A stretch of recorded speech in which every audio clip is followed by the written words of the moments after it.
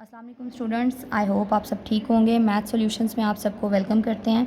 आज हमारे पास है 9th क्लास का chapter number 12 theorem number 1। Any point on the right bisector of a line segment is equi distance from its and point. लेकिन इस theorem को करने से पहले मैं आपको कुछ डेफिनेशंस बता दूं जो कि हमारे पास चैप्टर नंबर 12 में आ रही हैं। हमारे पास डेफिनेशन है first, right bisector of a line segment. हाँ, हमारे पास right bisector of a line segment के लिए हम लोग कोई एक ऐसी लाइन यूज़ करते हैं। फॉर एग्जांपल हमारे पास एक लाइन आ रही है ए बी। अगर इस लाइन को एक और लाइन जो कि इसके ऊपर परपेंडिकुलर भी हो और इसको इसके मिड पॉइंट से कट करती है तो वो हमारे पास बन जाता है इसका line right bisector of a line segment. For example हम यहाँ पर एक लाइन ड्रॉ करते हैं जो कि इस लाइन को बाइसेक्ट भी करे, मींस दो इक्वल पार्ट्स में भी डिवाइड करे, इसके मिड पॉइंट से क्रॉस हो, मतलब इन दोनों के दरमियान वाले पॉइंट से क्रॉस होती है, और उसी के साथ साथ ये हमारे पास परपेंडिकुलर भी होना चाहिए। इट्स मीन कि 90 का एंगल भी होना चाहिए हमारे पास। तो हम कहेंगे कि ये हमारे पास जो लाइन आ रही है, फॉर एग्जांपल इस लाइन का नाम हम एल ले लेते हैं, तो ये लाइन हमारे पास राइट बाइसेक्टर है ए बी का, मींस उस लाइन का राइट बाइसेक्टर आ जाता है। इसी के साथ हमारे पास सेकेंड डेफिनेशन आ जाती है right bisector of an angle. First of all हम एक एंगल ड्रॉ कर लेते हैं। इस एंगल का नेम ले लेते हैं ए ओ बी। अब अगर कोई एक रे हमारे पास होती है, कोई भी एक लाइन जिसके एक साइड पे एरो आ रहा होता है हमारे पास, तो कोई भी एक रे जो कि इस एंगल को दो इक्वल पार्ट्स में डिवाइड कर देती है, वो हमारे पास हो जाती है बाइसेक्टर। वो रे जो है उसकी वजह से हमारे पास बन जाता है angle of bisector. For example एक रे हम यहाँ से लेते हैं जो कि इस एंगल को दो इक्वल पार्ट्स में कन्वर्ट करिए, तो ये हमारे पास आ जाएगा bisector of an angle. Means कि एक एंगल को हमने दो इक्वल पार्ट्स के अंदर डिवाइड कर दिया है। अब इसके बाद हम चलते हैं अपने थ्योरम पर। Theorem number 1, any point on the right bisector of a line segment is equi distance from its and point.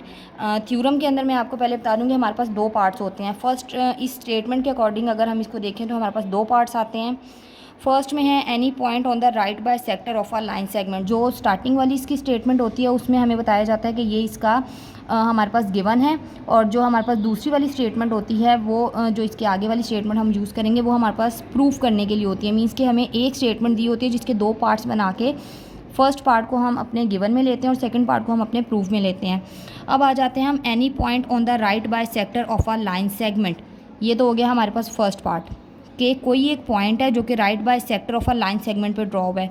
तो जैसे अभी मैंने आपको डेफिनेशन में right by sector of a line segment draw करके दिया था, तो यहाँ पर भी एक right by sector of a line segment draw कर लेते हैं। एक हम ले लेते हैं जी लाइन, नेम दे देते हैं इसको ए बी का। अब इसके मिड में से हम लोगों ने एक लाइन क्रॉस करवानी है जो कि इसका होगा मतलब जो इस पर परपेंडिकुलर भी होगी, इसका मिड पॉइंट में से भी क्रॉस होगी, और फिर वो इसका राइट बाय सेक्टर ड्रॉ हो जाएगा हमारे पास। अब हमारे पास हमने एक लाइन ड्रॉ कर ली हुई है। यहाँ पर हमारे पास ए बी एक लाइन आ रही थी जिस पे हमने एक उसका राइट बाय सेक्टर ड्रॉ कर लिया हुआ है।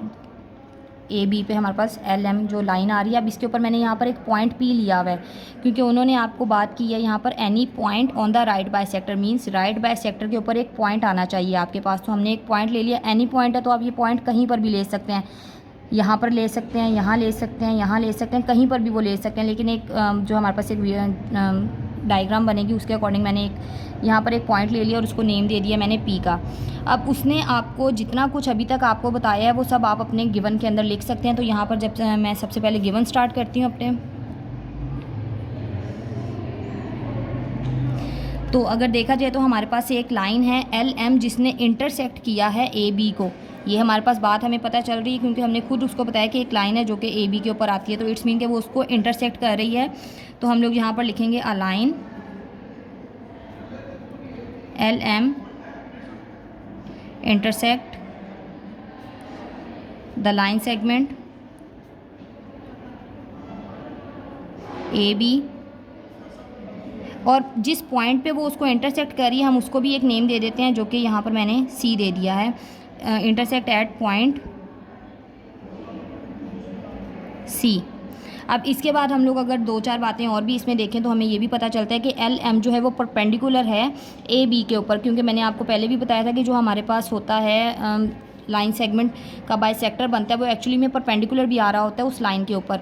तो इस तरह से अगर हम देखें तो हमारे पास एल एम परपेंडिकुलर आता है ए बी पे। इसी के साथ साथ मैंने आपको बताया था कि ये जो लाइन है वो इसके मिड पॉइंट से गुजरती है, तो मिड पॉइंट से गुजरी इट्स मीन कि इसने इस लाइन को 2 इक्वल पार्ट्स में डिवाइड कर दिया, तो ए सी एंड सी बी तक का जो हमारे पास 2 डिस्टेंस आएंगे वो बिल्कुल इक्वल होंगे। तो इस बिहाफ पे हम ये भी कह सकते हैं कि ए सी हमारे पास कंग्रेंट आ रहा है बी सी, और इसी के साथ साथ हम लोग ये भी कह सकते हैं कि हमने यहाँ पर एक पॉइंट लिया, तो जो जो बातें अभी तक हम लोगों ने गिवन में बताई हैं या ड्रॉ की हैं उसको हम लोग अपने गिवन में लिख देंगे कि हमारे पास एक पॉइंट है P is a point on A B, कि हमारे पास जो P है वो ए बी के ऊपर एक पॉइंट आ रहा है।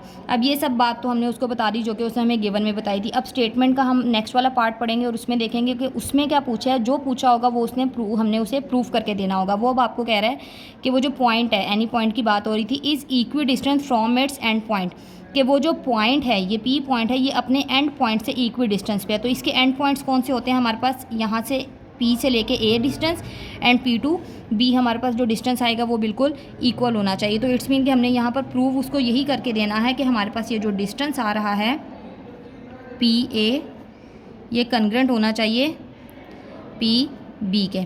तो ये चीज़ हमने इसको प्रूफ करके देनी है। लेकिन अगर देखा जाए तो यहाँ पर तो हमारे पास इसकी कोई भी लाइन ड्रॉ नहीं हुई, तो जब लाइन ड्रॉ नहीं हुई तो हम लोग इसको कंस्ट्रक्शन के अंदर ड्रॉ करेंगे। तो जब हम इसको कंस्ट्रक्शन में ड्रॉ करेंगे तो इट्स मीन कि हमने P को ज्वाइन करवा देना है A और B के साथ। तो यूजुअली हमारे पास जो कंस्ट्रक्शन ड्रॉ हो रही होती है वो डॉटेड लाइन में शो करवाया जाता है उसको। तो यहाँ पर हम डॉटेड लाइन लगा लेते हैं एज इट इज़, यहाँ पर B के साथ ड्रॉ होगी। तो हमारे पास यहाँ पर कंस्ट्रक्शन कंप्लीट हो चुकी है, जिसमें हमने क्या किया है जी कि ज्वाइन करवाया है P to A and B। यहाँ पर हमने इसको ज्वाइन करवा दिया। अब इसके बाद हम लोग अपने प्रूफ पे जाएंगे जिसमें हमारे पास स्टेटमेंट और रीजंस आ रही होती हैं उसको प्रूफ करके देने के लिए। तो आगे चलते हैं हम अपने पॉइंट्स पे। अब प्रूफ आ जाएगा हमारे पास। सबसे पहले हमारे पास इसमें आ जाती हैं स्टेटमेंट्स, और इन स्टेटमेंट्स को हमने प्रूफ करके देना होता है जो कि रीजंस के साथ होता है। तो एक साइड पे आ जाएंगे हमारे पास रीजंस। अब सबसे पहले अगर हम देखें तो हमारे पास जो ट्रायंगल बन रही है वो 2 बन रही हैं। एक ट्रायंगल थी लेकिन इसके अंदर हमारे पास 2 ट्रायंगल्स बन रही हैं। एक ट्रायंगल हमारे पास आ रही है ACP और सेकंड ट्रायंगल आ रही है BCP।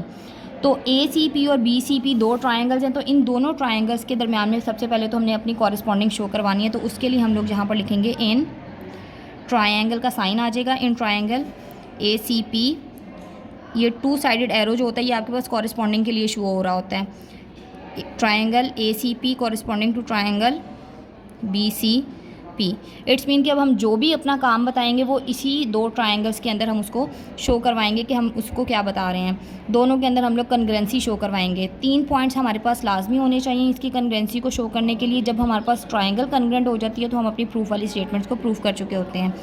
तो सबसे पहले अगर हम देखें तो हमने अपनी गिवन के अंदर हमने बताया था कि AC और BC का डिस्टेंस कन्ग्रेंट है।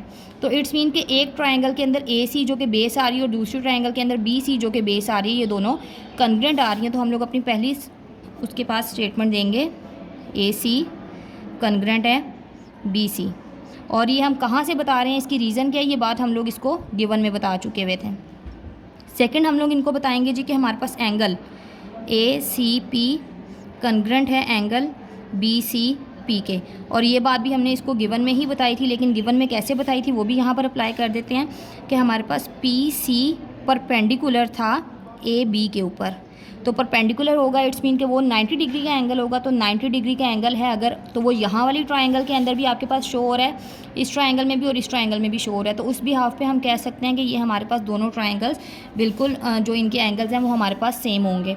अब इसके बाद आ जाते हैं हम अपनी थर्ड वाली वैल्यू के थर्ड पॉइंट के ऊपर। अगर देखा जाए हमारे पास तो ये जो हमारे पास ट्रायंगल बनी हुई है इसके अंदर जो हमारे पास ये परपेंडिकुलर की लाइन आ रही है PC, ये लाइन इस ट्रायंगल के अंदर भी है और इस ट्रायंगल के अंदर भी है। तो इट्स मीन कि हमारे पास PC इधर और उधर दोनों साइड पे बिल्कुल इक्वल आ रहा होगा, कन्ग्रेंट आ रहा होगा। तो हम थर्ड पॉइंट इसको देंगे कि हमारे पास PC की मेजरमेंट कन्ग्रेंट है PC मेजरमेंट के। और क्यों, यहाँ पर हम इसको रीज़न देंगे कॉमन है। जब हमारे पास 3 चीज़ें प्रूव हो जाती हैं तो हम लोग ऑटोमेटिकली अपनी जो ट्रायंगल्स होती हैं उनको कन्ग्रेंट शो करवा देते हैं। तो यहाँ पर हमारे पास जो 2 ट्रायंगल्स आ रही थी ACP वो कन्ग्रेंट हो चुकी हुई है ट्रायंगल BCP के। और ये हुई कैसे, हम लोगों ने यहाँ पर SAS अप्लाई किया था, जिसका मतलब है कि साइड एंगल और साइड अप्लाई करके हमने उसको शो करवाया था कि इनको हमने कॉन्ग्रेंट जो है वो कॉन्ग्रेंसी इनमें शो करवाई है। तो जब हमारे पास 3 चीज़ें कॉन्ग्रेंट आ चुकी होती हैं तो इसके बाद हम डायरेक्ट उसको बोलेंगे कि हमारे पास जो हमने प्रूफ करने के लिए लिया हुआ था PA कॉन्ग्रेंट है PB के। और ये हमारे पास कैसे आया जी कि हमने अपनी दोनों ट्रायंगल्स को कॉन्ग्रेंट करवाया, और कॉन्ग्रेंट करवाने के बाद हमने उसको जब ट्रायंगल्स कॉन्ग्रेंट होंगी तो इट्स मीन कि वो जो मेजरमेंट हमें चाहिए थे वो भी उसके अंदर कॉन्ग्रेंट आएंगी। आई होप आपको वीडियो में समझ आ चुकी होगी कि ये थ्योरम किस तरह से सॉल्व हुआ है। मज़ीद वीडियोज़ देखने के लिए चैनल को लाइक करें, सब्सक्राइब करें और बेल आइकन को लाजमी प्रेस करें। अल्लाह हाफिज़।